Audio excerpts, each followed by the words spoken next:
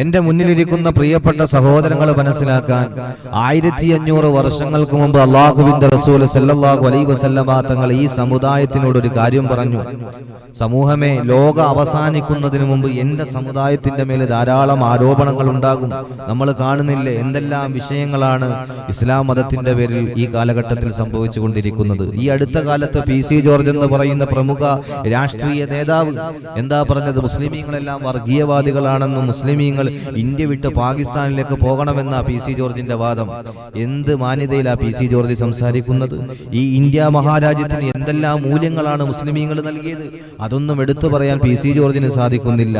PC ജോർജിന്റെ ലക്ഷ്യം എന്ന് പറയുന്നത് ഈ ഇന്ത്യ മഹാരാജ്യത്തിൽ വർഗീയത സൃഷ്ടിച്ചിട്ട് അവന്റെ രാഷ്ട്രീയ നേട്ടങ്ങൾ അവന്റെ ജീവിതത്തിൽ ഉണ്ടാക്കിയെടുക്കുക എന്നതാ PC ജോർജിന്റെ ഉദ്ദേശം. ഒരു കാലത്ത് മുസ്ലിമീങ്ങൾക്ക് അനുകൂലമായി പറഞ്ഞവനായി PC ജോർജ്. പിന്നീട് പാർട്ടി മാറി, ഇപ്പൊ ഹൈന്ദവരെ ചേർത്ത് പിടിച്ചു, ക്രൈസ്തവരെ ചേർത്ത് പിടിച്ചു. അതൊന്നും നമ്മൾ കാര്യമാക്കേണ്ടതില്ല. പക്ഷെ നമ്മൾ മനസ്സിലാക്കേണ്ടത് നമ്മുടെ മേൽ ആരോപണങ്ങൾ വന്നുകൊണ്ടേയിരിക്കും. അപ്പോൾ നമ്മുടെ ഈമാൻ നഷ്ടമാകരുത്. ഞാൻ പറഞ്ഞു വന്നത്, ഇപ്പൊ മുസ്ലിമീങ്ങളെ വർഗീയവാദികളാക്കുക എന്നതാണ് ഒരു വിഭാഗത്തിന്റെ ഉദ്ദേശം. ഈ അടുത്ത കാലത്തൊരു സംഭവം ഉണ്ടായി, ഇപ്പോഴും ചർച്ച നടന്നുകൊണ്ടിരിക്കുക. നെയ്യാറ്റിൻകര ഗോപൻ എന്ന് പറഞ്ഞ മതാചാര്യൻ സമാധിയായതുമായി ബന്ധപ്പെട്ട് പല വിഷയങ്ങൾ ചർച്ച ചെയ്തുകൊണ്ടിരിക്കുന്നു. ഒരു രാത്രിയിൽ അച്ഛൻ സമാധിയായെന്നും അച്ഛന്റെ കല്ലറ ഞങ്ങൾ തീർത്തുവെന്നും മകൻ പറയുന്നു. അടുത്തുള്ള അയൽവാസിയായ ഹൈന്ദവ സഹോദരൻ വിശംബരൻ എന്ന് പറയുന്ന ഹൈന്ദവ സഹോദരൻ അതിന്റെ നിഗൂഢതകൾ പറഞ്ഞുകൊണ്ട് കേസ് കൊടുത്തു.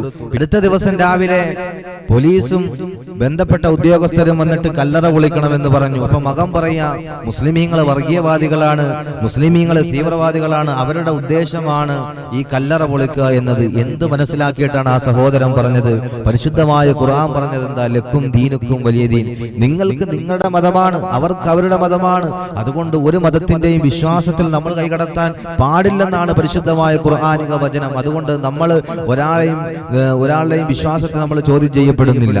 പ്രിയപ്പെട്ട സഹോദരങ്ങൾ മനസ്സിലാക്കാൻ, ഈ സമാധി എന്ന് പറഞ്ഞാൽ എന്താ? ഞാൻ അതിനെക്കുറിച്ച് പഠിച്ചു. സമാധി എന്ന് പറഞ്ഞാൽ ഒരു മനുഷ്യൻ ആദ്യം എന്താവും? ജ്ഞാനിയാകും. മതവുമായി ബന്ധപ്പെട്ടിട്ടുള്ള അറിവുകൾ അദ്ദേഹത്തിനുണ്ടാകും. പിന്നീട് അദ്ദേഹം യോഗിയാവും.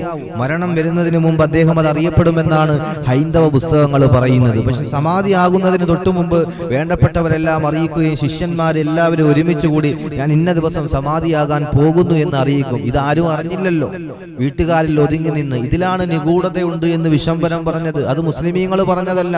പ്രിയപ്പെട്ടവരെ, നമ്മൾ മനസ്സിലാക്കേണ്ടത്, നമ്മൾ ഒരു മതത്തെയും നമ്മൾ കുറ്റപ്പെടുത്തുന്നില്ല, ഒരു മതത്തിന്റെ വിശ്വാസത്തെയും നമ്മൾ ചോദ്യം ചെയ്യപ്പെടുന്നില്ല. പക്ഷേ ഇല്ലാത്ത ആരോപണങ്ങൾ നമ്മുടെ പേരിൽ പറയാൻ പാടുണ്ടോ? പ്രിയപ്പെട്ട ഹൈന്ദവ സഹോദരങ്ങൾ മനസ്സിലാക്കണം, ഞങ്ങൾക്ക് ഹൈന്ദവ മതങ്ങളെ ചൂഷണം ചെയ്തതുകൊണ്ട് ഞങ്ങൾക്കൊന്നും കിട്ടാനില്ല. മകൻ മുസ്ലിമീങ്ങൾ തീവ്രവാദികളാണ്, മുസ്ലിമീങ്ങളാണ് കാരണമെന്ന് പറയുമ്പോഴും ഈ നന്മയുള്ള കേരളത്തെ നമ്മൾ മനസ്സിലാക്കണം. ഹൈന്ദവരായ നല്ല സഹോദരങ്ങൾ പറഞ്ഞത് എന്താ? ആ സഹോദരങ്ങൾ പറയാ, ഇത് മുസ്ലിമീങ്ങൾ പറഞ്ഞതല്ല, മുസ്ലിമീങ്ങൾ തീവ്രവാദം ഉണ്ടാക്കുകയല്ല, ഇതിൽ നിഗൂഢതയുണ്ട് എന്ന് ഹൈന്ദവ വിശ്വാസികളാ പറയുന്നത്. അതുകൊണ്ട് നമ്മളെ തീവ്രവാദിയാക്കിയാലും നല്ലവരായ ഹൈന്ദവരുണ്ട്, അവര് നമ്മളെ ചേർത്ത് പിടിക്കുമെന്നത് നമുക്കുള്ള വിശ്വാസമാണ്, നമുക്കുള്ള ഉറപ്പാണ്. ഈ അടുത്ത കാലത്ത് ഞാനൊരു വീഡിയോ കണ്ട്, പ്രകാശാനന്ദ സ്വാമി എന്ന് പറയുന്ന ഒരു മതാചാര്യൻ മരണപ്പെട്ടപ്പോൾ സമാധിയായി.